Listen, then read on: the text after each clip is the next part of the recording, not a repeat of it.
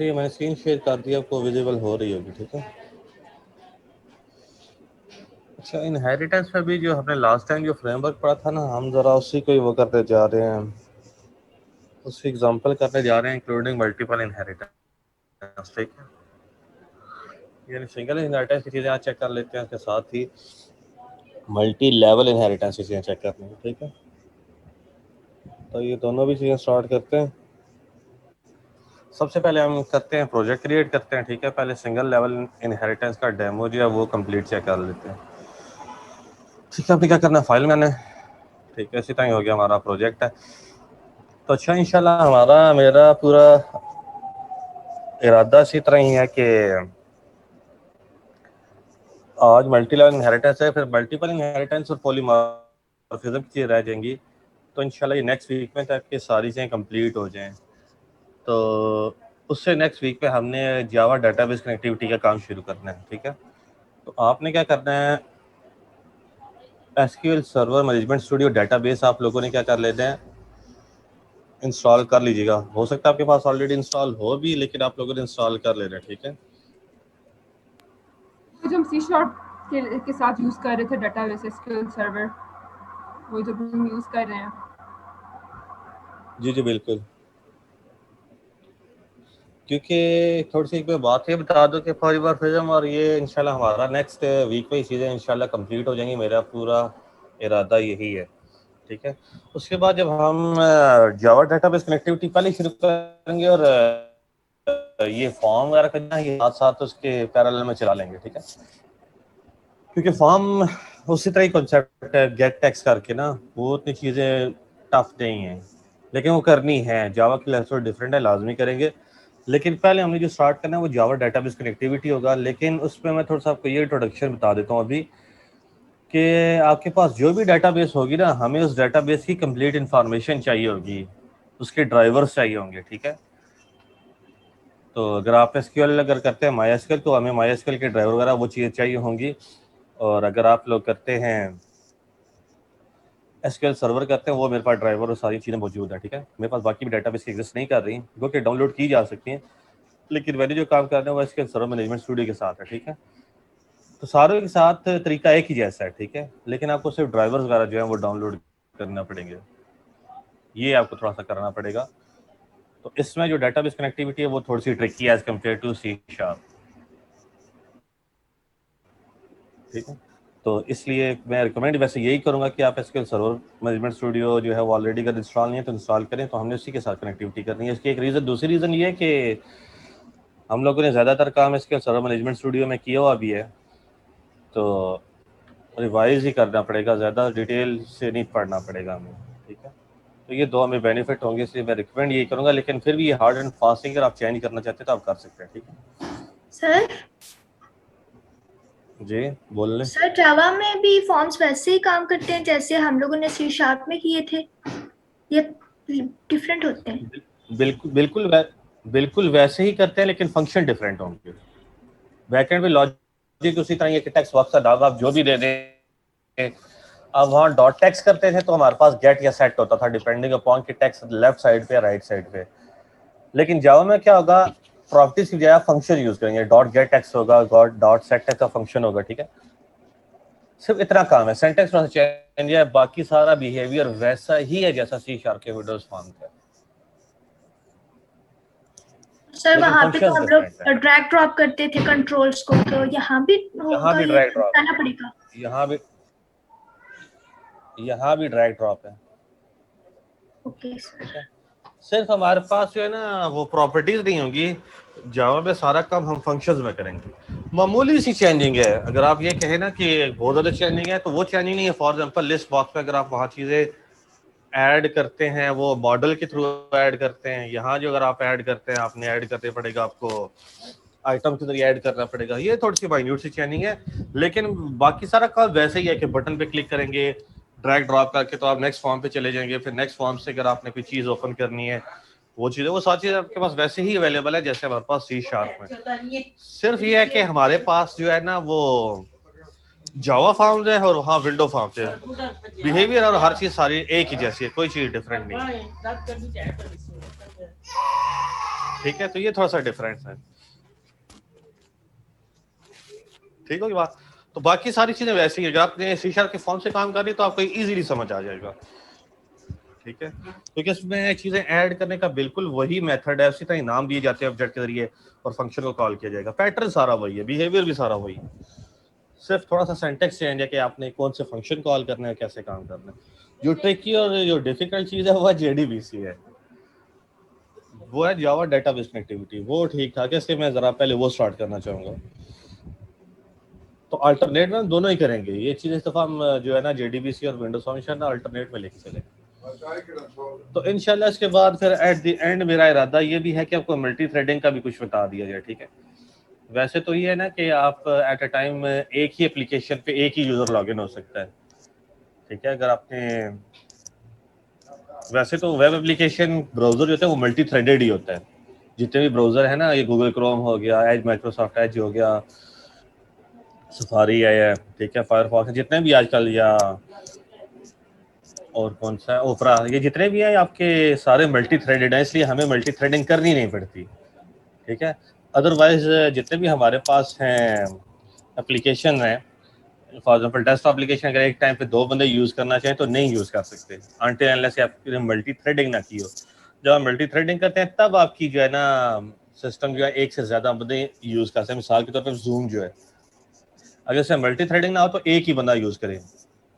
लेकिन आप मुझे ये बताएं कि एक बंदा अगर जूम यूज करेगा तो अपनी वीडियो खुद बनाएगा, अपनी वॉइस कॉल खुद ही देखेगा, तो ऐसा तो नहीं होता। तो इसमें इन्होंने फिर मल्टी थ्रेडिंग डाली हुई है ताकि एक ही जूम है, ठीक है, और आप मैक्सिमम स्टूडेंट इसे यूज कर सकें। ये मल्टी थ्रेडिंग की वजह से होता है। तो एक बात याद रखिएगा, अगर एप्लीकेशन में अगर ज्यादा यूजर लॉगिन हो रहे हैं तो इसका मतलब मल्टी थ्रेडिंग है बैकएंड। अगर मल्टी थ्रेडिंग नहीं है तो आपका एक ही यूजर काम कर सकता है एट ए टाइम। ठीक है, तो ये हमने इंशाल्लाह ये चीजें लाजमी करनी है, बाकी देखते हैं जितना हो सका।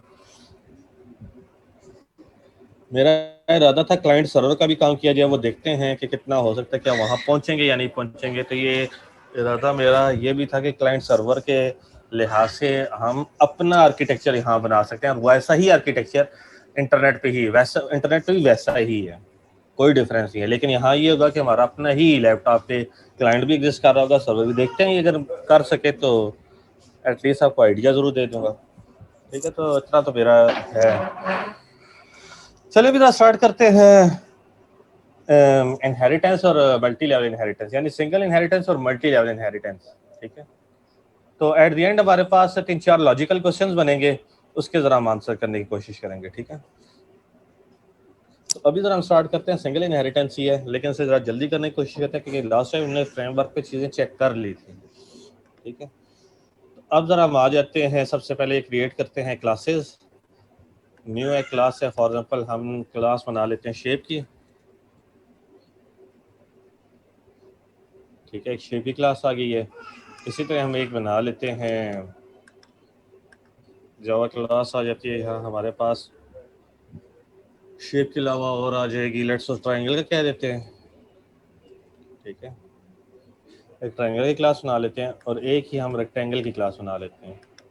तो टोटल हमारे पास यहाँ जो है ना वो हो जाएंगी 4 क्लासेस एग्जिस्ट करती हैं। ठीक है, डॉट जावा की ना 4 क्लासेस एग्जिस्ट करती हैं। ठीक है, एक वो जिसके अंदर मेन पड़ा हुआ है, ठीक है, यानी एमसीएस 4 मॉर्निंग 5 के नाम से प्रोग्राम है। ठीक है, एक रेक्टेंगल है, एक शेप है और एक ट्रायंगल है, जिसमें जो शेप है हमारी पेरेंट क्लास होगी और बाकी जो है 2 ट्रायंगल और रेक्टेंगल ये हमारे पास चाइल्ड क्लासेस होंगी। तो ये मैं थोड़ा सा जावा में इस वजह से चीज़ें करा रहा हूँ ऊपर इसी चीज़ें से। हालांकि अब मैं वीपी पढ़ाई हूँ तो इतना मैं ज़्यादा इस पर जोर नहीं देता है। वो थोड़ी सी रीज़न ये है क्योंकि कुछ ना कुछ थोड़ी बहुत ही चेंजिंग एज कंपेयर टू है वो सी शार्प। ठीक है, अच्छा, तो ये हमारे पास आ जाता है ट्रायंगल की क्लास है।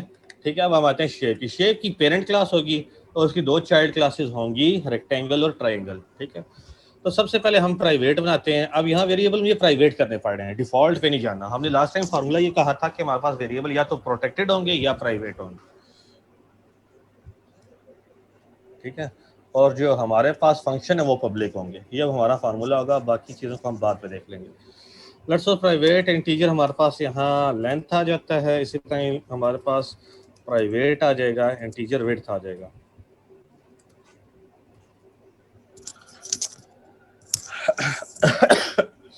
ठीक है, इसके बाद हमने प्रोटेक्टेड के लिए ऐसे भी चीजें देखनी है। ठीक है, तो ये हमारे पास लेंथ और विड्थ आ जाती हैं। ठीक होगी बात। अब हमने क्या करना है, इनके गेटर और सेटर बना लेते हैं। ठीक है, राइट क्लिक करके अगर आप करें रिफैक्टर, ठीक है, इसके बाद हमारे पास इनके एब्सोल्यूट फील्ड आ जाता है। तो ये हम चारों की बना लेते हैं। ठीक है, चारों के बना लेते हैं। विजिबिलिटी अब ये क्या कह रहा है, प्रोटेक्टेड होगी। नहीं, मुझे प्रोटेक्टेड नहीं चाहिए, मुझे प्राइवेट ही चाहिए। ठीक है, एक्सेसर विजिबिलिटी पब्लिक होगी। ओके, ठीक है, इसे अब रिफैक्टर कर देते हैं। तो इस तरह हमारे पास शेप पे दो चीजें क्या होगी, गेटर और सेटर बन गए हैं, लेंथ और विड्थ। और ये हमारे पास क्या आ गया, लेंथ और विड्थ आ गए। अगर ये हमारे पास होते प्राइवेट तो फिर हमारे लिए प्रॉब्लम ये होना था कि सॉरी प्रोटेक्टेड, तो ये मेन में भी अवेलेबल होते। ठीक है, अगर तो ये होते ना प्रोटेक्टेड लेंथ और विड्थ, तो ये मेन में भी मेरे पास अवेलेबल होते। तो मेन तक तो मैं रिस्ट्रिक्शन लगाना चाहता हूँ। ठीक है, कि मेन में चीजें विजिबल डाटा नजर ना आए या वेरिएबल्स या फील्ड नजर ना आए। ठीक है, इसलिए मैंने ये काम किया। अच्छा, अब हम आते हैं कंस्ट्रक्टर बना लेते हैं। ठीक है, पब्लिक आ जाएगा, हमारे पास क्लास का नाम शेप है तो शेप ही रख देते हैं। ठीक है, दो वेरिएबल हैं तो लेंथ और विड्थ को उसी टाइम इनिशियलाइज कर देते हैं। लेंथ इक्वल टू हम कहते हैं लेट्स सपोज ए है, और विड्थ को हम क्या देते हैं, बी से इनिशियलाइज कर देते हैं। और ये ए भी अनडिफाइंड है तो हमें यहाँ डिफाइन करने पड़ेंगे। ठीक है बात। तो ये हमारे पास पैरामीटराइज्ड कंस्ट्रक्टर आ गया, जिसके जरिए हमने क्या कर लिया, शेप की क्लास को असाइन कर दिया। ठीक है, तो हम आसानी के लिए एरर रिमूव करने के लिए ना, एरर खत्म करने के लिए आप एक काम ये भी कर सकते हैं, डिफॉल्ट कंस्ट्रक्टर भी बना लें अगर आप बनाना चाहते हैं। अगर नहीं बनाना चाहते तो आपकी मर्जी है। ठीक है, अब हमने क्या करना है, एक फंक्शन भी बनाना है। ठीक है, क्या फंक्शन बना लेते हैं जिसमें हम ये लेंथ और विड्थ की वैल्यू दिखाना चाहते हैं। वॉइड है डिस्प्ले का फंक्शन आ देते हैं। ठीक है, तो हम क्या करते हैं, console dot sorry system dot out dot println है। ठीक है, यहाँ हम क्या देते हैं, लेंथ को क्या देते हैं, क्योंकि लेंथ पेरेंट में है ना डिफाइन हमारे पास, तो लेंथ को भी हम यहाँ ही डिस्प्ले करना चाह रहे हैं।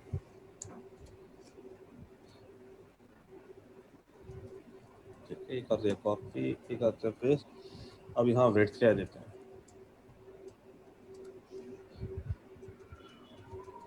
ठीक होगी बात। तो ये हमारे पास लेंथ और विड्थ आ गए। ठीक हो गया। अब हमने क्या करना है, अब जरा मूव करते हैं चाइल्ड क्लासेस की तरफ। ठीक है, लेट्स हम आ जाते हैं इस क्लास की तरफ, क्या बात है, लेट्स ट्रायंगल की क्लासेस की तरफ आ जाते हैं। ठीक है, तो यहाँ से मैं कंस्ट्रक्टर जो है वो कॉपी कर लेता हूँ, जैसे कि हर चीज लिखनी पड़े, कॉपी कर लेते हैं। ठीक है, ये हमने पेस्ट कर दिया, ये यहाँ से कॉपी कर लें, ये यहाँ पेस्ट कर। ठीक है, तो ये हमारे पास ये हमने कंस्ट्रक्टर बना दिया। ठीक है, इस कंस्ट्रक्टर से हमने पेरेंट के कंस्ट्रक्टर कॉल करने के लिए हमने क्या कहा था, सुपर का कीवर्ड यूज होता है। और देखिए ये चीज चेंज है। ठीक है, ये सुपर का कीवर्ड आ गया। सुपर में आपने क्या पास कर देना है, ए कामा बी पास कर देना है, जो कि आपने ऊपर डिक्लेयर किए हुए। ठीक है, एरर दे रहा है इस वजह से क्योंकि इनहेरिटेंस अभी मैंने नहीं की। तो यहाँ पे इनहेरिटेंस कर लेते हैं, एक्सटेंड्स कर लेते हैं हम शेप को। ठीक है, अब एरर खत्म हो गया। तो ये हमेशा सुपर का जो है ना आपके पास कीवर्ड है। ठीक है, जो पेरेंट की चीजों को रेफर करता है। अगर सुपर आपने खाली लिखा है तो कंस्ट्रक्टर को रेफर करेगा। अगर सुपर डॉट करके आप बाकी चीजें भी कॉल कर सकते हैं। देखिए डिस्प्ले का फंक्शन कॉल कर सकते हैं, get length, get width, set length, set, ये तो इनहेरिट होके भी आ गए हैं। इसी तरह अगर वेरिएबल प्रोटेक्टेड होते तो आप डॉट करके भी कॉल कर सकते हैं। ठीक है, ये इनफैक्ट जो है ना बैकएंड पे ये रीजन है। ठीक होगी बात। तो सुपर से हमने क्या कॉल कर, अगर आप खाली सुपर लिखते हैं तो हम क्या करते हैं, पेरेंट की ही चीज़ों को कॉल करते हैं, यानी दूसरे लफ्ज़ में पेरेंट के कंस्ट्रक्टर की तरफ हम रेफर कर देते हैं। अभी हमने दो पैरामीटर की यूज़ किया तो इसका मतलब पेरेंट का जो है कंस्ट्रक्टर दो पैरामीटर वाला इंटीजर टाइप का मुझसे रेफर कर रहे हैं। ठीक है, अब यहाँ हम एरिया का फंक्शन आते हैं पब्लिक। अब एरिया का फंक्शन मैंने वहाँ इसलिए नहीं बनाया क्योंकि एरिया का जो फंक्शन है वो ट्राइंगल का और होता है, रेक्टेंगल का और होता है, इसलिए दोनों में डिफरेंट एरिया बना रहा हूँ। हाँ, दोनों में लेंथ विड्थ यूज होते हैं, इसलिए मैंने पेरेंट के अंदर लेंथ और विड्थ रखे हैं। ठीक है, ये इंपॉर्टेंट पॉइंट है। तो जो चीज कॉमन है वो हम पेरेंट पर रख देते हैं, और जो चीज कॉमन नहीं है हर किसी की अपनी, वो हम उसके अंदर ही आके डिफाइन करते हैं। अभी हम कहते हैं वॉइड आ जाएगा हमारे पास। रिटर्न टाइप आप कुछ भी रखना चाहें तो रख सकते हैं। ठीक है, वॉइड आ गया मेरे पास यहाँ, और यहाँ फॉर एग्जांपल मैं एरिया का फंक्शन आता। ठीक है, और यहाँ हम लिख देते हैं एस आउट करके, ये हम बता देते हैं एरिया ऑफ ट्रायंगल, ताकि हमें पता लगे कि ये ट्रायंगल का ही एरिया कॉल हो रहा है, ए एन जी एरिया। ठीक है, ट्रायंगल, तो उसके साथ हम कंकैट कर देते हैं। अच्छा, अब ये देखें हमारे पास, अब अगर आप चीज चेक करें तो हमारे पास ना वो मौजूद नहीं है। अब यहाँ प्रॉपर्टीज नहीं है जो हम पहले यूज करते थे, तो आपने यहाँ क्या यूज करने हैं बता सकते हैं, या मुझे क्या लिखना चाहिए?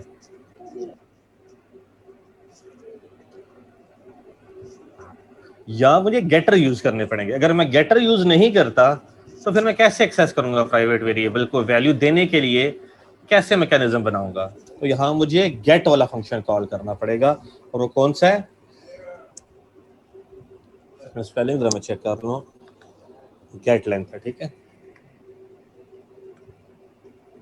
ठीक है, तो आप यूं भी कॉल कर सकते हैं और यूं भी कर सकते हैं, सुपर डॉट, आप यहाँ आ जाएं, गेट लेंथ है multiply by super dot get width आ जाएगा। इस तरह आपने काम करना है। अगर मेरे पास गेट लेंथ और गेट विड्थ ना होता तो मैं कैसे करता चीजें? तो यही वजह है कि मैंने आपको कहा था गेटर सेटर जरूरी होते हैं। ठीक है,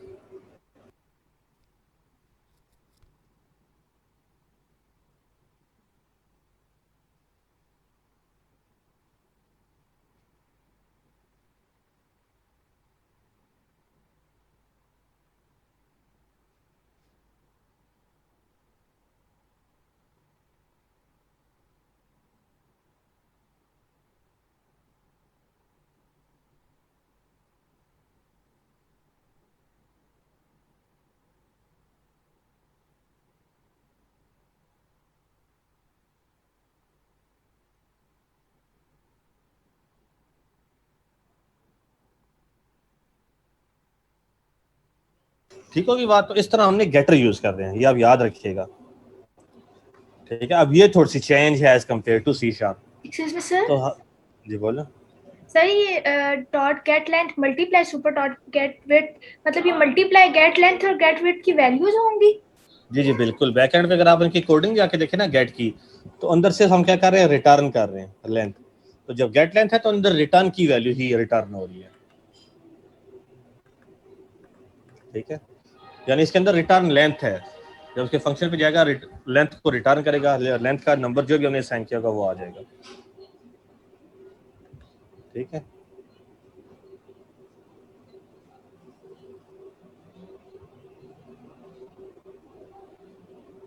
सॉरी, आप स्टेल डाटा कौन सी बात कर रही हैं? मुझे आपका सवाल समझ नहीं आया, ये जो आपने लिखा है तायरा, मुझे आपका ये सवाल समझ नहीं आया। ठीक है, तो इससे हमारे पास से जो है आ जाता है, अब जो एरिया होता है ना आपका ट्राइंगल का एरिया, वो डिवाइड बाय 2 भी होता है, length into width divide by 2, यानी half into length into width होता है। ठीक है, तो इसको यहाँ ब्रैकेट डाल लेते हैं ताकि पहले ये चीज़ कैलकुलेट हो एहतियातन। ठीक है, फिर जाके हमें कंकैटिनेशन की थी। ठीक है, सर डिवाइड बाय 2 भी तो बाद में होगा ना? हाँ जी, डिवाइड बाय 2 बाद में होगा। नहीं, मुझे पहले करना चाहिए बाय द वे। मीन ठीक है, मुझे जो है ना डिवीजन जो होती है ना, हाँ बिल्कुल, डिवाइड बाय 2 बाद में ही होगा। ठीक है, मल्टीप्लाई यूज किया ना, ठीक है, डिवाइड बाय 2 बाद में ही होगा। ठीक है, सर तो यहाँ पे ब्रैकेट आएगी ना, बिट्स की ब्रैकेट के बाद एक ब्रैकेट।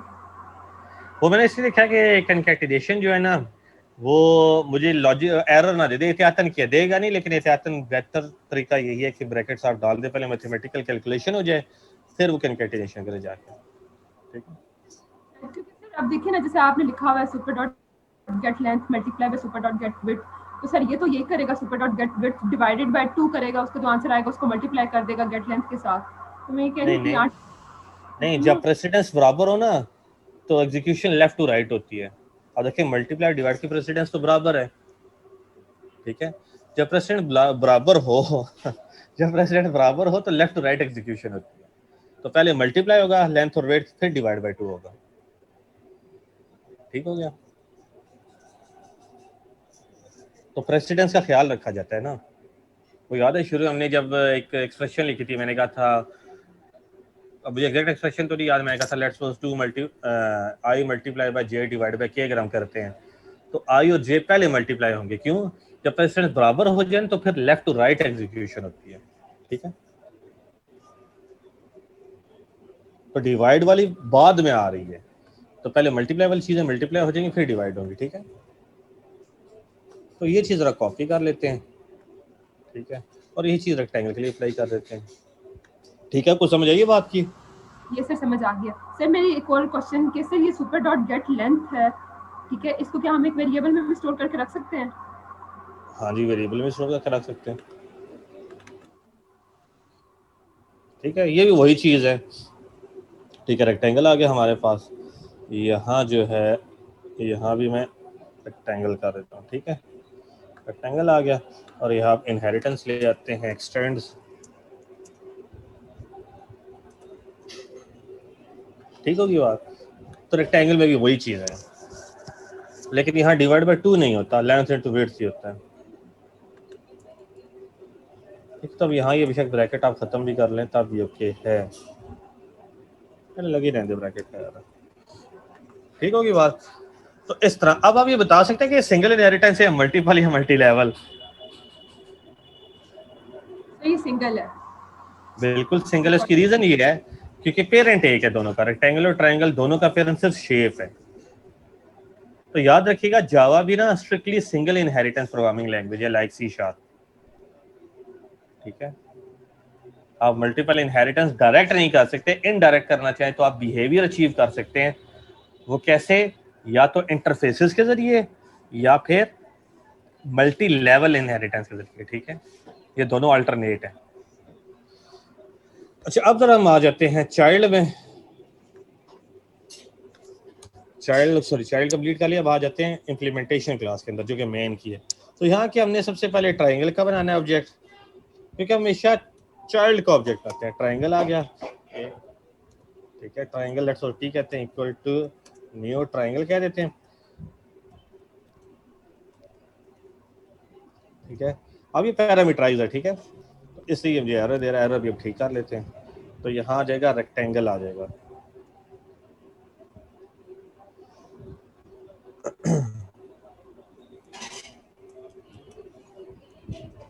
ठीक होगी बात? तो इस तरह हमारे पास ये पैरामीटराइज्ड हैं।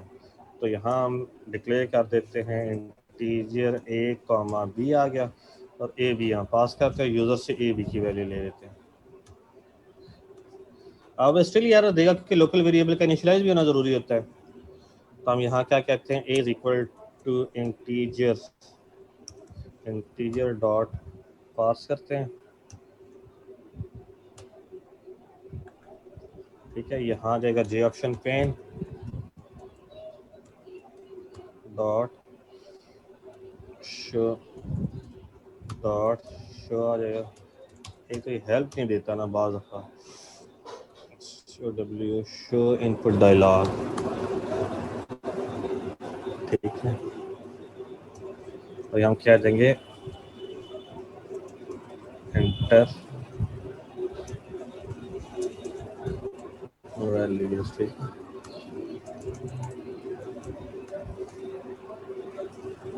ठीक है। हमने ए के लिए काम कर लेना है, यही काम हमने बी के लिए भी कर लेना है।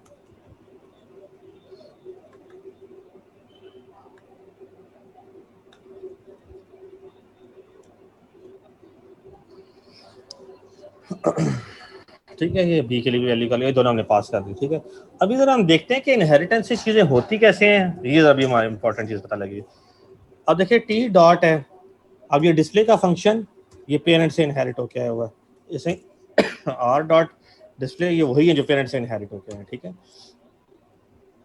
अच्छा इसे हम क्या कह देते हैं, टी डॉट एरिया भी कॉल कर लेते हैं। ठीक है, और आर डॉट एरिया भी कॉल कर लेते हैं। ठीक होगी बात। सबसे पहले हमारे पास क्या होगा, ये दो वेरिएबल डिक्लेयर हो गए, उनमें से वैल्यूज हम यूजर से लेंगे, ए और बी में वैल्यूज आ जाएंगी। ठीक है, तो रेक्टेंगल या ट्राइंगल में ए और बी की वैल्यूज लेट्स हम 10 और 10 एंटर कर रहे हैं, तो ए में भी 10 आ जाएगा, बी में भी 10 आ जाएगा। ठीक है, यहाँ से ट्राइंगल का कंस्ट्रक्टर कॉल हो रहा है, जब ट्राइंगल का कंस्ट्रक्टर कॉल हो रहा है यहाँ हमारे पास 10 और 10 वैल्यूज रिसीव हो जाएंगी, और यहाँ सुपर आ गया आगे। ठीक है, यहाँ वैल्यू 10 और 10 पास हुई, तो यहाँ से डायरेक्ट कॉलिंग कहाँ चली जाएगी, अगर इसके बाद नीचे लाइंस होती ना वो एग्जीक्यूट ना होती, तो यहाँ से डायरेक्ट पेरेंट की तरफ मूव कर जाएगा, यहाँ पेरेंट की तरफ आ जाएगा। तो यहाँ ए और बी में 10 और 10 वैल्यू रिसीव हुई, तो लेंथ भी 10 से इनिशियलाइज हो जाएगा, विड्थ भी 10 से इनिशियलाइज हो जाएगा, ये काम भी हो गया। और जो पेरेंट के अंदर हमारे पास ये दो वेरिएबल्स हैं, हालांकि प्राइवेट है, आ जाएंगे लेकिन एक्सेस नहीं होते, ये भी आ जाएंगे। ठीक है, डिस्प्ले का फंक्शन दो गेटर है, गेट लेंथ और गेट विड्थ है, सेट लेंथ और सेट विड्थ है, ये भी, ये सारी चीजें पेरेंट का कंस्ट्रक्टर क्या करेगा, उठा के ना यहाँ इसके अंदर लिख दिया है, टी के अंदर लिख दिया है। ठीक है, कंस्ट्रक्टर काम ही इनिशियलाइजेशन होती है ना, तो इसने आके यहाँ चीजें लिख दी हैं, ये याद रखिएगा। अब इसे पेरेंट का कंस्ट्रक्टर एग्जीक्यूट हुआ है। अब हम दोबारा ट्रायंगल में वापस आते हैं, तो इस शेप के ये सॉरी इस टी के अंदर ना वो सारी चीजें आ गई हैं, ये याद रखिएगा, जो पेरेंट के अंदर मौजूद है। प्राइवेट वाली भी है लेकिन वो एक्सेस और विजिबल नहीं होती, इसलिए हम कहते हैं कि प्राइवेट इनहेरिट ही नहीं होता दूसरे लफ्जों में। ठीक है, अब सुपर के बाद जो कोई लाइनें होती वो एग्जीक्यूट होती। ठीक है, अब जब ये कंस्ट्रक्टर कंप्लीट एग्जीक्यूट हो जाएगा, तो फिर ये क्या करेगा, अपने वेरिएबल और अपने फंक्शन, इसका कोई अपना वेरिएबल तो खुद है नहीं, तो ये एरिया का फंक्शन उठाएगा। ठीक है, और ये जाके इस टी के अंदर लिख देगा। तो अब देखें इस टी के अंदर पेरेंट की सारी चीजें पहले पेरेंट के कंस्ट्रक्टर ने लिख दी थी, अब चाइल्ड का कंस्ट्रक्टर बाद में चला, उसने ये सारी चीजें लिख दी हैं। अब आप देखें कि बैकएंड पे कंस्ट्रक्टर का ही बहुत बड़ा रोल होता है इसमें। ठीक है, तो टी में पहले जो पेरेंट का कंस्ट्रक्टर चला उसने चीजें रख दी पेरेंट की सारी, अब बाद में जो है सुपर के बाद चाइल्ड का कंस्ट्रक्टर एग्जीक्यूट हुआ, उसने क्या किया, चाइल्ड की चीजें, क्योंकि यहाँ सिर्फ एरिया का फंक्शन है, कंस्ट्रक्टर इनहेरिट नहीं होते, ये याद रखिएगा, बेशक आप पब्लिक लगा दे उसके साथ, प्राइवेट वेरिएबल और कंस्ट्रक्टर इनहेरिट नहीं होते। तो यहाँ देखें टी के अंदर पेरेंट की चीजें भी आ गई और प्राइवेट की चीजें, वो चाइल्ड की चीजें भी आ गई। सेम काम रेक्टेंगल के साथ भी होगा, पेरेंट की चीजें भी आर में आ जाएंगी, फिर चाइल्ड से आर में आ जाएंगी। यही वजह टी डॉट डिस्प्ले मैंने पेरेंट के फंक्शन कॉल किए हैं टी और आर के साथ। इसमें सिर्फ क्या किया, लेंथ और विड्थ मैं दिखा रहा हूँ, तो लेंथ की वैल्यू भी 10 आ रही होगी, विड्थ की वैल्यू भी 10 आ रही होगी, आर के लिहाज से भी लेंथ की वैल्यू 10 आ रही होगी, विड्थ की वैल्यू 10 आ रही होगी। तो टी का एरिया जो है 10 × 10 100 डिवाइड बाई 250 आ रहा होगा, जबकि रेक्टेंगल का एरिया 100 आ रहा होगा। ठीक है, तो इससे हम इसे रन करके देख लेते हैं। तो इस तरह हमारी सिंगल इनहेरिटेंस की चीजें कंप्लीट होती हैं। ठीक है, इंटर वैल्यूज आ गया, फॉर एग्जांपल 10 वैल्यू यहाँ भी दे दी है, दूसरी के लिए भी 10 वैल्यूज दे दी। अब ये देखिए लेंथ और विड्थ ये भी 10 आ रहा है, ये हमारे पास कौन सा है, ट्राइंगल का है, क्योंकि पहले डिस्प्ले ट्राइंगल का, फिर लेंथ और विड्थ हमारे पास आ रहा है रेक्टेंगल का। ठीक है, अब एरिया ऑफ ट्राइंगल 50 आ रहा है और एरिया ऑफ रेक्टेंगल 100 आ रहा है। ठीक होगी बात। तो इस तरह हम चीजों को लेकर काम करते हैं।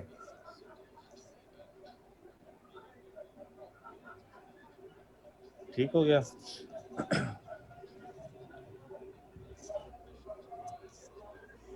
तो ये हमारे पास ओवरऑल मैकेनिज्म है सिंगल इनहेरिटेंस का।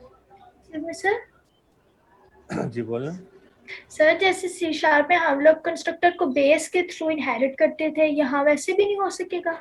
यहाँ सुपर के थ्रू होगा, ये सुपर के थ्रू, ये इसमें ये ऐसे,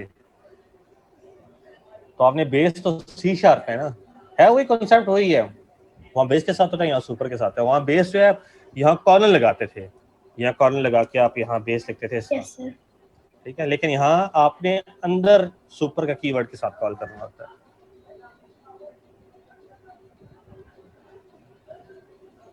ठीक हो गया।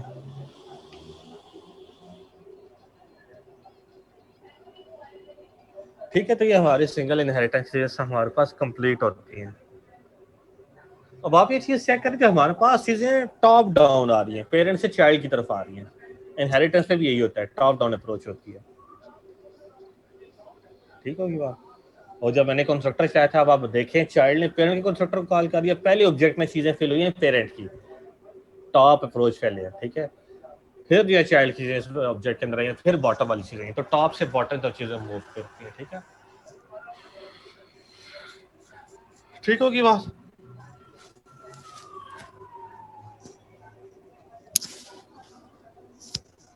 अब जरा हम आते हैं मल्टीपल इनहेरिटेंस की तरफ। ठीक है, मल्टीपल इनहेरिटेंस में सिर्फ आपको एक चीज बतानी है, क्योंकि वो इम्पोर्टेंट है, वो इंटरव्यू के लिहाज से या आप आगे टेस्ट वगैरह देते जाएं तो वहाँ ज़्यादा यूज़ होती है, तो इसलिए मैं थोड़ा सा बता देता हूँ वो भी। ठीक है, तो इसमें भी हम जरा मल्टीपल इनहेरिटेंस। अच्छा, किसी को क्वेश्चन है अभी तक पूछना चाहिए तो पूछ सकते हैं।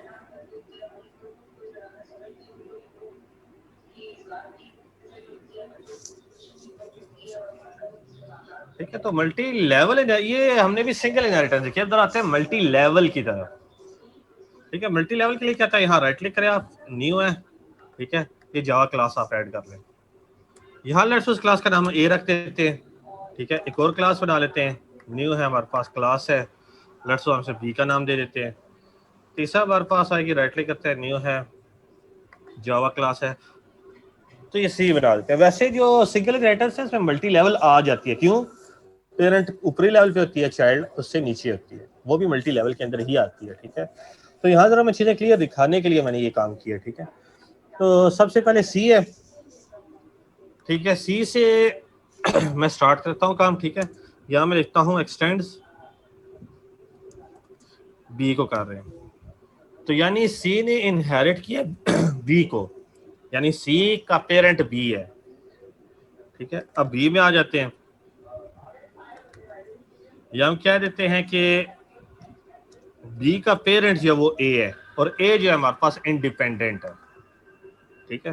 तो यहाँ मैं कंस्ट्रक्टर बना लेता हूँ, ए के अंदर पब्लिक ए आ जाएगा, ठीक है। और यहाँ मैं सिर्फ ये बता देता हूँ कि हमने ए लिखा है, ताकि हमें पता लग जाए हम ए कंस्ट्रक्टर के अंदर है। और एक मैं फंक्शन बना देता हूँ, पब्लिक वॉइड लेट्स सपोज है डी के नाम से हमने फंक्शन बना दिया, ठीक है। और ये खाली है, ठीक है, कोई हमने काम नहीं किया। तो पेरेंट के लिए एक फंक्शन है और एक कंस्ट्रक्टर है। अब जरा ए का जो चाइल्ड है बी है, इसमें आ जाते हैं, बी का अपना कंस्ट्रक्टर लिख लेते हैं। तो यहाँ मैं कह देता हूँ बी कह दिया, और यहाँ भी बी कह देते हैं, ठीक है। इससे मैं सी में आ जाता हूँ, यहाँ हमने क्या करना है, सी का कंस्ट्रक्टर लिख देना है, ठीक है। अब जरा से रन करके देख लेते हैं, लेकिन रन करने से पहले आपने चीज ये देखनी है, अब यहाँ मैंने कुछ लिखा नहीं है सुपर वगैरह, कुछ भी नहीं, ठीक है। तो मैं सबसे पहले क्या करूंगा, यहाँ के चाइल्ड के आप ऑब्जेक्ट आते हैं, ठीक है, हमेशा याद रखिएगा। तो मेरे पास यहाँ चाइल्ड सी है, इसका स्मॉल सी बना लेते हैं, equal to new capital C, constructor, ये मैंने ऑब्जेक्ट आ दिया। अब देखिए सी डॉट करूंगा तो मैं डी वाला फंक्शन कॉल करना चाहूँ तो मैं कॉल कर सकता हूँ, है ये पेरेंट में और सब चाइल्ड तक ही आया हुआ है, तो ये क्या कहलाती है, मल्टी लेवल इनहेरिटेंस है, ठीक है। अब ये काम हुआ कैसे है, चाइल्ड का जब मैंने ऑब्जेक्ट बनाया तो सबसे पहले चाइल्ड के कंस्ट्रक्टर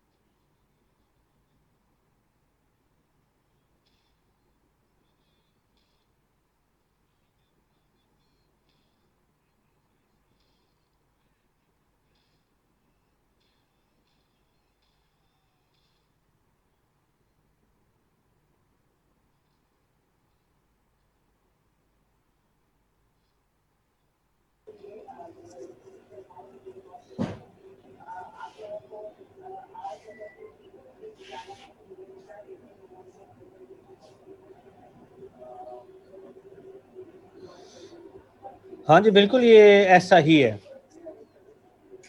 ठीक है तारा, ऐसा ही है, लेकिन उसका मैकेनिज्म थोड़ा सा डिफरेंट है, ठीक है, चीजें वैसी ही हैं। वो भी हम पॉलीमॉर्फिज्म में ये चीज हमने कवर करनी भी है, ठीक है।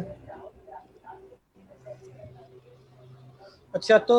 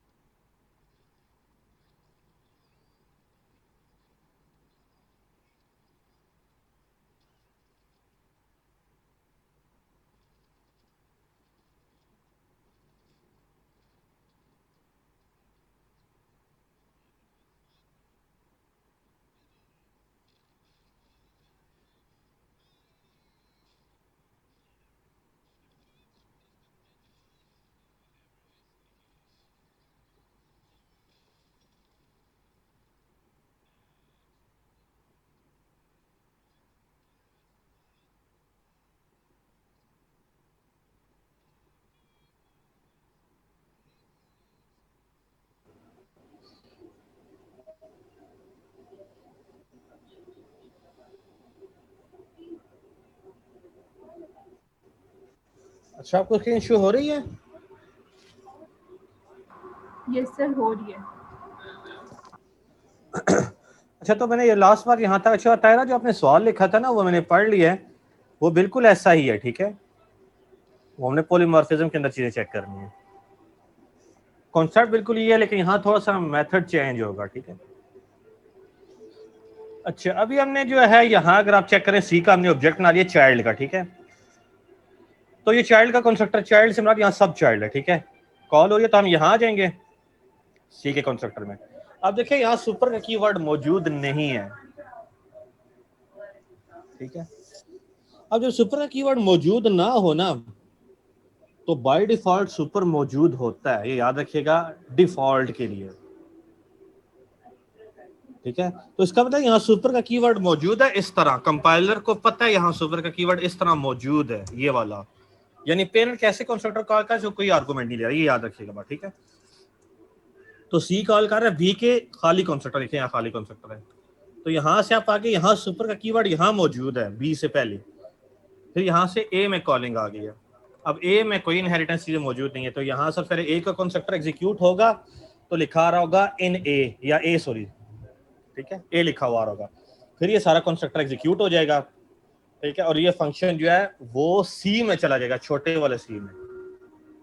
तो सबसे पहले क्या हुआ, पेरेंट की चीजें एग्जीक्यूट हुई हैं, फिर यहाँ से वापस आया, यहाँ सुपर का एक किस्म का मौजूद था, वो सारा एग्जीक्यूट हो गया। अब क्या हुआ है, बी को प्रिंट कर देगा, नेक्स्ट लाइन पे चला जाएगा, ठीक है।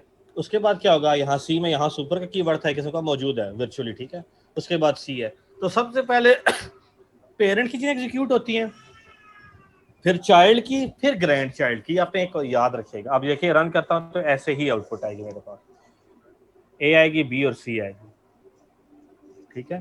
तो ये सवाल अक्सर पूछा जाता है, ठीक होगी बात। तो इस तरह हमारे पास ये सारी चीजें आके कवर हो जाती हैं। अब देखिए जो डी है ये मौजूद था पेरेंट क्लास में, इनहेरिट होता हुआ बी में आया, फिर बी से ये सी के अंदर आ गया। तो सिर्फ इस प्रोजेक्ट की बात करूं ए और बी और सी के लिहाज से, तो यहाँ रूट क्लास कौन सी है, ए, सिर्फ ए बी सी की बात कर रहा हूं, तो यहाँ रूट क्लास ए है, ठीक है। लेकिन जावा का जो है डेवलपमेंट किट के अंदर जो रूट क्लास है वो कहलाती है Java dot lang dot object, object की क्लास होती है Java dot lang stand for language dot object. ये आपकी क्या कहलाती है, ये पेरेंट क्लास है, ये जो है ना Java dot lang dot object, lang stand for language है, ठीक है। तो ये सब की पेरेंट है।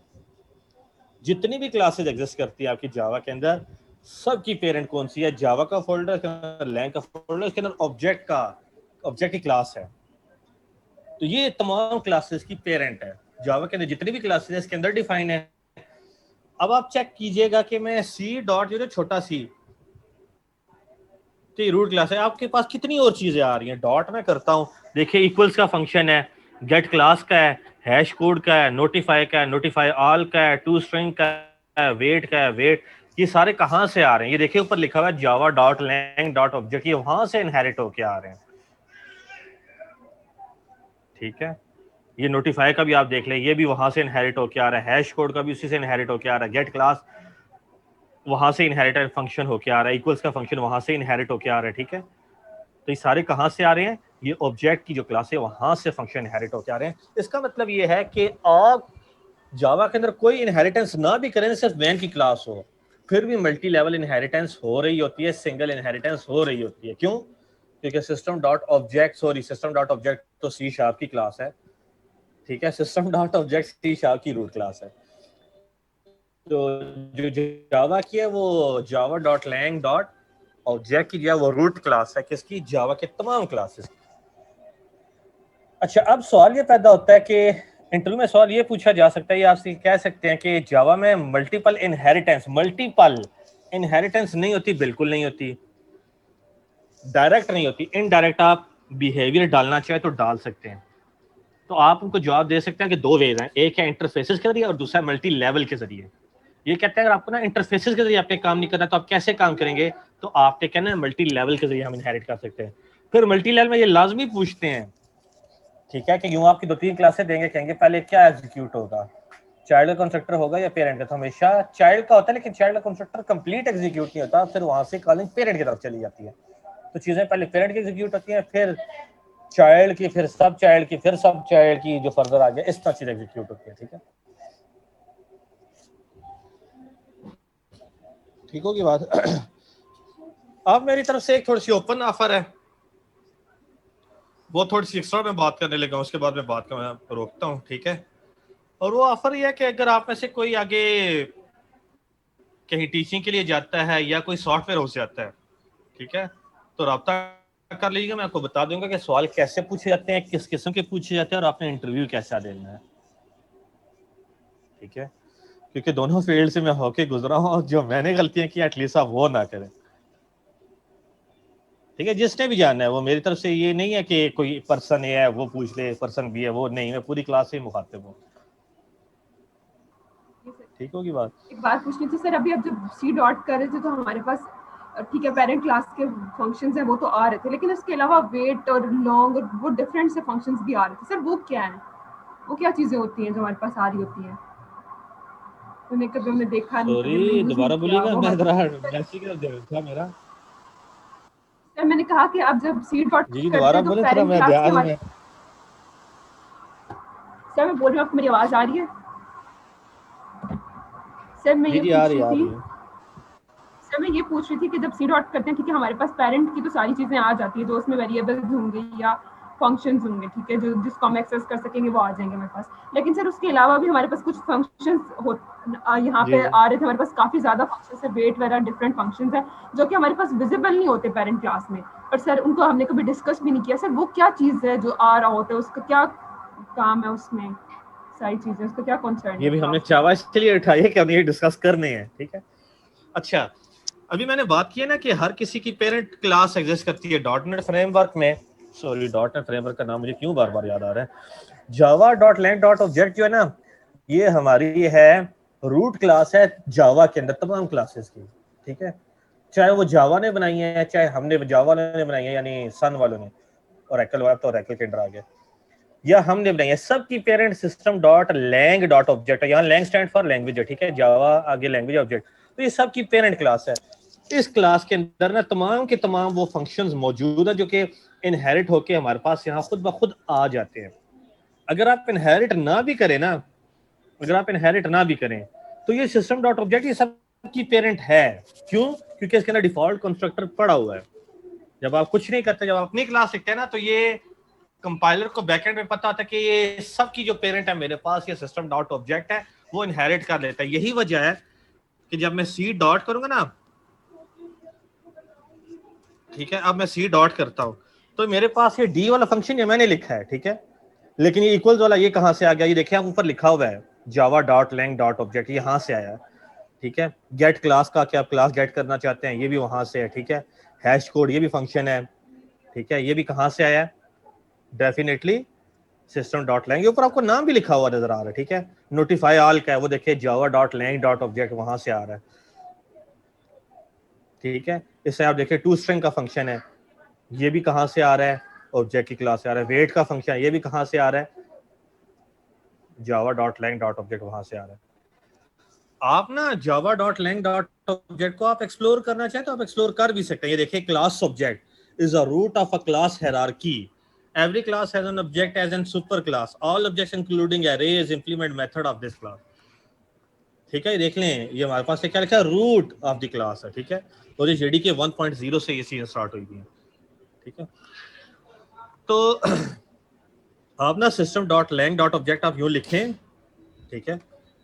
इसे सेलेक्ट करके ना रिफैक्टर में चले जाएं और इसकी यहाँ होगी डेफिनेशन में हम जाना चाहें तो जा सकते हैं, ठीक है। ये है, राइट क्लिक करें, ये रिफैक्टर आ गया और इसकी सुपर डेफिनेशन किधर गई? सेफ्टी डिलीट नहीं है, एक्स्ट्रा इंटरफेस एक्सट्रैक्ट है, इसमें शायद जाने नहीं देगा, इसमें मुझे ख्याल से जाने नहीं देगा, जाने देना चाहिए वैसे बाय द वे से। एक मिनट, इस सी क्लास में मैं जाता हूँ, क्या मुझे ये अलाउ करता है? रिफैक्टर में जाता हूँ, नहीं जाना तो चाहिए इसे। रिप्लेस इन्वर्ट बुलियन ये आ गया, मूव इनर आउटर लेवल नहीं है, इंट्रोड्यूस ये भी नहीं है, except super class push dot pull up, sorry navigate में आता है ना, नेविगेट में आता है। देखिए मैं कह रहा हूँ कि वो सारी चीज़ें कहाँ की। आप ना नेविगेट में आए, ठीक है, राइट क्लिक करें नेविगेट में, ठीक है, गो टू सोर्स से गो टू आपने इम्प्लीमेंटेशन में जानना है, ठीक है। आप इसमें आ जाएं, अब ये दिखाता है या नहीं दिखाता ये चीज़ चेक कर लेते हैं। ये दिखा रहा है, देखें पैकेज क्या है, जावा डॉट लैंग है, यानी जावा का फोल्डर, उसके अंदर लैंग का फोल्डर, उसके अंदर ये ऑब्जेक्ट पड़ा हुआ है, ठीक है। अब देखिए इसने पैरामीटराइज कंस्ट्रक्टर नहीं बनाया हुआ, डिफॉल्ट कंस्ट्रक्टर बनाया हुआ है। तो हो क्या रहा है, ये सारे के सारे फंक्शन, अब ये स्टैटिक है, ये ऑब्जेक्ट डॉट करके कॉल होगा, ठीक है। ये देखिए गेट क्लास वाला उसमें आया हुआ था, हैश कोड वाला आया हुआ था, इक्वल्स वाला आया हुआ था। ये वो फंक्शंस हैं जो कि इनहेरिट होके, लेकिन इनकी मुझे कोडिंग नजर नहीं आ रही। अंदर इसे लिखा है कंपाइल्ड कोड, ये हमें विजिबल नहीं है, ठीक है। इसी तरह देखिए आप, हमारे पास ये टू स्ट्रिंग का फंक्शन इनहेरिट होके आता था, नोटिफाई का फंक्शन इनहेरिट होके आ रहा था, ठीक है। ये ऑब्जेक्ट है तो ये क्लास के नाम पे कॉल होगा, क्लोन वाला, ठीक है। अच्छा, ये नोटिफाई ऑल का आ रहा था, वेट का आ रहा था। ये देखिए वो तमाम के तमाम वो है फंक्शन जो कि यहाँ ने डिफाइन किए, यहाँ डिफाइन है लेकिन हमें नजर नहीं आ रहे, कोड इन्होंने छुपाया हुआ है, ठीक है। इस वजह से हमारे पास ये चीजें नहीं आ रही। मतलब सर हम ये फंक्शंस इनडायरेक्टली यूज कर रहे होते हैं, यूज कर रहे होते हैं, कोड भी इसका आ रहा होता है, जो उसके बैकएंड में वर्किंग है ना वो भी हो रही होती है, लेकिन हमें सिर्फ विजिबल नहीं है हमें, ठीक है। अच्छा, मुझे याद करेगा, जो मेरे से एक बात स्किप हो गई है ना, वो है फाइनल का कीवर्ड, जो कि इनहेरिटेंस से पहले हम पढ़ाते हैं लेकिन मुझे याद नहीं रहा। फाइनल का कीवर्ड होता है कांस्टेंट के इक्विवेलेंट। मैं भी दो बातें बता देता हूँ। फाइनल अगर किसी फंक्शन के साथ लग जाए तो वो ओवरराइड नहीं होता। फाइनल का कीवर्ड अगर किसी क्लास के साथ लग जाए तो वो इनहेरिट नहीं होती। फाइनल का कीवर्ड अगर किसी वेरिएबल के साथ लग जाए तो वो वेरिएबल कांस्टेंट बन जाता है। ये तीन यूजेस हैं, ठीक है।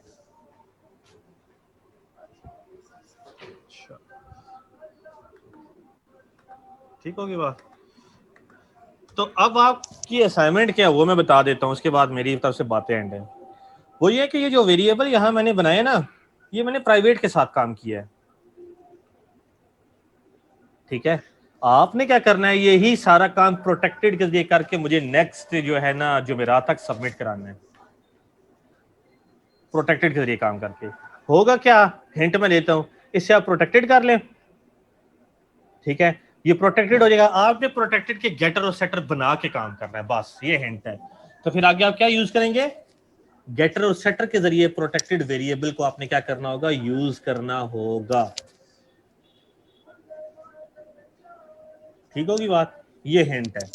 बिल्कुल काम हमने प्राइवेट के जरिए करना है, सिर्फ प्रोटेक्टेड कर दें, आपने प्रोटेक्टेड के गेटर सेटर बनाने हैं, अदरवाइज ये डायरेक्ट आगे यूज हो जाएंगे, आप वो यूज कर लेंगे तो फायदा नहीं है हमारे लिए। तो आपने क्या करना है, प्रोटेक्टेड के भी गेटर सेटर बनाने हैं, ठीक है। और फिर जब चाइल्ड क्लास में यूज करेंगे गेटर और सेटर के जरिए काम करना है, और फिर जब मेन में आएंगे गेटर सेटर के जरिए काम करेंगे, ठीक है, ताकि हमें ये पता ना लगे कि हम डी के डायरेक्ट वैल्यू इनिशियलाइज कर रहे हो। अब गेटर सेटर का फंक्शन इसलिए होगा क्योंकि आप उस पर और लॉजिक भी लिखेंगे। फॉर एग्जांपल, अब ये लेंथ है ना, चाहे ये प्राइवेट हो चाहे प्रोटेक्टेड हो, ठीक है, गेटर सेटर ऐसे ही बनता है, गेटर सेटर हमेशा पब्लिक बनता है। तो यहां मैं कोडिंग लिख सकता हूं, यहां मैं अपनी लॉजिक लिख सकता हूं। अब यहां क्या है, रिटर्न विड्थ है, मैं यहां कह सकता हूं इफ, ठीक है, अपनी लॉजिक लिख सकता हूं, ठीक है, ब्रैकेट में कह सकता हूं विड्थ है वो अगर ग्रेटर देन और इक्वल टू 0 हो, ठीक है, फिर मैं क्या कह सकता हूं, width be equal to width हो, ठीक है। इस तरह की आप लॉजिक, अब ये लॉजिक तो मैंने फजूल सी लिखी है, ठीक है, मेरे कहने का मतलब यह है कि आप इस तरह काम कर सकते हैं। तो फिर सॉरी रिटर्न विड्थ करें, सॉरी रिटर्न गेट है ना, सेट नहीं है, तो रिटर्न विड्थ करें। आप देखिए इसमें मैंने क्या लॉजिक लगा दिया है कि विड्थ की वैल्यू नेगेटिव नहीं हो सकती। तो देखिए मैंने वेरिएबल का बिहेवियर क्या कर दिया, गेटर के जरिए थोड़ा सा चेंज कर दिया ताकि नेगेटिव वैल्यू रिटर्न ना करे। लेकिन जब आप खाली विड्थ यूज करेंगे ना, तो सिर्फ आप उसमें वैल्यू दे रहे होंगे, तो इसलिए प्रोटेक्टेड के भी आपने गेटर सेटर बना के काम करना है। समझ आइए मेरी बात की, आपने इन्हें सिर्फ प्रोटेक्टेड कर देना है और इनके एब्सोल्यूट फील्ड करके आपने क्या करना है, गेटर सेटर करना है, आपने गेटर सेटर के जरिए काम करना है, ठीक है। और ये गेटर जो प्रोटेक्टेड होगा ना, लेट्स सपोज यहां मैं एक प्रोटेक्टेड बना देता हूं, देखिएगा वो हर जगह एक्सेसिबल होगा, वो तो सिर्फ सीधी सीधी आप वैल्यू दिखा भी सकते हैं। इंटीजर लेट्स सपोज मैं कहता हूं जी आ गया, ठीक है। अब देखिए जी जो है मेरे पास यहाँ अवेलेबल होगा, ये शेप का मैंने ओपन कर लिया, चलें शेप की ओपन है। अब देखिए जेड यहाँ मेरे पास अवेलेबल होगा, जेड भी इक्वल टू 9, तो यहाँ मैंने बिहेवियर कोई चेंज नहीं किया, सीधी वैल्यू साइन कर रहा हूँ। ये तो डाटा स्टील भी किया जा सकता है, ठीक है। अब इवन जब यहाँ आ जाता हूँ तो यहाँ भी जेड की वैल्यू मैं दिखा सकता हूँ, system dot out dot println, ठीक है, यहाँ जेड की वैल्यू दिखाई जा सकती है, ठीक है, यहाँ जेड की वैल्यू दिखाई जा सकती है। तो आप लोगों ने काम क्या करना है, सॉरी ये मैंने किस में बना दिया है, हाँ इसी में है, ठीक है। तो यहाँ आप जेड की वैल्यू दिखाना चाहें तो आप जेड की वैल्यू दिखा सकते हैं, ठीक है। तो इसलिए आपने काम क्या करना है, ठीक है, यहाँ प्रोटेक्टेड है ना जेड, अब ये चाइल्ड में भी यूजेबल है, ठीक है, और जब चाइल्ड में यूजेबल है तो यहाँ मेन में आके यूजेबल हो गया, ठीक है। तो आपने इसका काम क्या करना है, ये चीजें देखनी है। एरर क्यों दे रहा है? एरर ये इसी वजह से दे रहा है क्योंकि दो चाइल्ड की क्लासें हैं, ठीक है, इसको कंफ्यूजन लिमिटेशन आ गई है, इसलिए समझ नहीं लग रही कि ये ट्रायंगल के थ्रू आ रहा है, इनहेरिट हो क्या रेक्टेंगल के थ्रू आ रहा है। अगर आप एक क्लास रखेंगे ना, यही रीजन थी जिससे मैं काम दे रहा था आपको, वो विजिबल हो गया, मुझे पता था ये एरर देगा आप लोगों, फिर पूछेंगे, चलें, लेकिन फिर भी काम करना है। अब ए में आता हूँ ना, अब यहाँ एरर जो है मुझे नहीं देगा क्योंकि हायरार्किकल है, ए की पेरेंट बी है, बी की पेरेंट सी है, ठीक है, कोई चाइल्ड दो नहीं है। यहाँ प्रोटेक्टेड दूंगा तो यहाँ एरर नहीं देगा, एंड ये वो मैं क्या था लिमिटेशन है, ठीक है। ए में आ गई चीज, अब डेफिनेटली यहाँ चीज बी में मौजूद होगी, सॉरी मैंने क्या नाम दिया, जेड नाम दिया, हाँ जी। अब यहाँ चीज हायरार्किकल में ये डायरेक्ट एक्सेसिबल होगी, देखिए 9 है, 9 एक्सेसिबल है, बिल्कुल एक्सेसिबल है। इसी तरह सी में, सी में आप आ जाए, जेड एक्सेसिबल है, सर 10 हो गए, हमारे नेक्स्ट क्लास का टाइम भी हो गया, ठीक है, बस मैं ये एंड कर लेता हूँ, ठीक है। और यहाँ आप यहाँ जाए, यहाँ अब आपके पास जो है ना जेड, यहाँ भी आपके पास क्या होगा, एक्सेसिबल होगा, ठीक है। तो आप लोगों ने काम क्या करना है, अब आप लोगों ने काम ये करना है कि यही काम प्रोटेक्टेड के जरिए करना है, ठीक है, और अगली क्लास से पहले पहले सबमिट कराना है।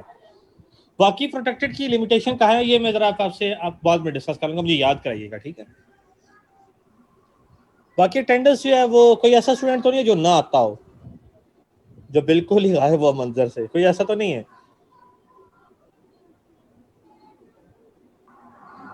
एंड सर फाइनल कीवर्ड का भी डिस्कस करेंगे ना आगे?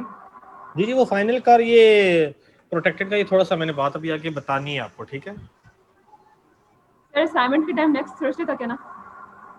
सॉरी, हाँ जी बिल्कुल बिल्कुल। और वैसे जो है ना यहाँ z आपने एक्सेस ऑब्जेक्ट के जरिए करना होगा, ठीक है, ये भी याद रखिए। c डॉट z है ना, अब देखिए z एक्सेसिबल है। अब ये z को मैं जो वैल्यू दे रहा हूँ ये मुझे नजर आ रही है, वहां भी ऑब्जेक्ट के जरिए जाना चाहिए। तो ये इसकी लिमिटेशन जो थोड़ी सी मैं आगे आपके चल के बताऊंगा, अभी तो मैंने खैर सही नहीं बताई बात आपको, ये पैकेज के लिहाज से डिस्कस होगा, ठीक है। चलें ठीक है, अब जाना चाहें तो जा सकते हैं। एक मुझे आपने ये याद करना है प्रोटेक्टेड लिमिटेशन का, और आपने मुझे फाइनल का याद करा दिया, ये दो बातें डिस्कस करनी है, ठीक है। और यहाँ जो एरर दिया था दूसरी वजह ये भी थी कि मैंने ऑब्जेक्ट के लिहाज से नहीं कॉल किया z, ठीक है। ऑब्जेक्ट के लिहाज से अगर मैं z को कॉल करूंगा तो ये कॉल हो भी जाएगा, ठीक है। चलें बाकी दो बातें याद करेगा, बाकी अगर आप लोग जाना चाहें तो आप जा सकते हैं, ठीक है। ओके अल्लाह हाफिज़। ये फिर मैंने ये दो चीज़ डिस्कस करनी है। ओके अल्लाह हाफिज़, ठीक है जी। वालेकुम सलाम। सर वो हमने कहा था मैं वो जो आगे प्रेजेंटेशन होनी है उसके लिहाज अच्छा सॉरी अच्छा, ये जो सारे जाने से पहले ना ये मैं अपने ग्रुप से बात कर रहा हूँ, ये सारे प्रेजेंटेशन लेके ना शाम को मेरे साथ बैठेगा, मैंने सारी आपको तैयारी करानी है, कौन सी चीज़ें कैसे करनी है, कैसे जवाब देने हैं। मेरे ग्रुप के सारे बंदों ने आना है, ये मैंडेटरी है, ठीक है। तो ये प्रेजेंटेशन बना के ना शाम तक आप लोगों ने लॉग इन होना है, मैंने सारी चीज़ें आपको डिस्कस करनी जो जो पॉसिबिलिटीज़ हो सकती हैं, ठीक है। तो शाम को फ्री होकर मुझे टाइम बता दे, फिर मैं इस बात पे डिस्कस करूँगा, ठीक है। सर ओके एक दफा प्लीज दोबारा रिपीट कर दें, आपने क्या बताया? मेरे सिग्नल से चले गए थे। मैं ये कह रहा था कि एक तो आपने बताना है मुझे फाइनल का कीवर्ड और प्रोटेक्टेड का लिमिटेशन कहाँ आती है, एक ये बात डिस्कस करनी है। दूसरा शाम को ना आप लोगों ने सब ने ऑनलाइन आना, जो मेरा ग्रुप है मैंने सब की आपके साथ जो है ना वो तैयारी करानी है डेमो की, ताकि कोई चीज़ हमारी रह ना जाए, सर कोई आज शाम एरर है को? सारी चीज़ें। मैं तो आज शाम ही रिकमेंड करूँगा, ओके सर। ठीक है। अगर आज नहीं आ सकते तो कल सुबह कर ले, कल शाम को कर ले, लेकिन इन एक दो दिनों मैंने पूरी प्रेजेंटेशन हर किसी की देखनी है, हर किसी से डिस्कस करना है, सवाल जवाब एक्सचेंज करने हैं, हर चीज़ मैंने डिस्कस करनी है ताकि हमारा कोई जवाब गलत ना हुआ, ठीक है। तो फिर आज चलें शाम ओके, को कर लेना, जो चलिए ठीक स्टूडेंट्स है रह अच्छा, जाएंगे पूरा तक। ठीक है। तो सब ने आना, ये मैंडेटरी है जो मेरे ग्रुप है की मैं बात कर रहा हूँ, बाकी अगर कोई आना चाहते हैं तो मैं रोकता नहीं हूँ, बेशक आ जाए। सर एग्जैक्टली टाइम आप लोग टाइम आप मुझे डिसाइड करके बता दें, आफ्टर 2 जब भी मर्जी है, क्योंकि मैं 2 बजे तक क्लास है, उसके बाद जब भी आप कहते हैं, ठीक है। ओके अल्लाह हाफिज़। अब आप जा सकते हैं, आपकी अगली क्लास मिस ना हो जाए, मेरी बातें खत्म नहीं है लेकिन आपकी क्लास मिस ना हो जाए। ओके अल्लाह हाफिज़। अच्छा तला आप एक बात सुन जाओ, कोई ऐसा स्टूडेंट तो नहीं है कि जो बिल्कुल ही मंजर से गायब हो, मतलब जो ले ही ना रहो, क्लास ही ना ले रहा हो शुरू से अब तक, कोई ऐसा स्टूडेंट? या यासिर आपको आइडिया है? सर वो एक हैदर अली है जो अभी तक मेरे ख्याल से नहीं आया। इसमें एक हैदर अली का इशू है। Yes sir. चलो और अली शाह वो लास्ट क्लास में आया था, आया था सर। हाँ वो लास्ट क्लास में आया था, मुझे याद है, सर वो ऐसे याद है क्योंकि बात अबैद भी आया था और अली भी आया था, मैं देखा मंसूर अली शाह की बात कर रहे हैं ना, वो आया था। नहीं चलिए ठीक है, हैदर अली है ना। नहीं है वो दूसरा दूसरा अली नकवी के नाम से होगा शायद। अच्छा, चलें ठीक है ओके। बाकी जाना चाहें तो आप जा सकते, ठीक है तला आप भी जा सकते हो। ओके अच्छा तो यासिर आपको फिर बाकी आप चले जाए, यासिर आप मुझे बता देना कोई ऐसा तो नहीं है जो बिल्कुल ना आता हो। ओके अल्लाह हाफिज़।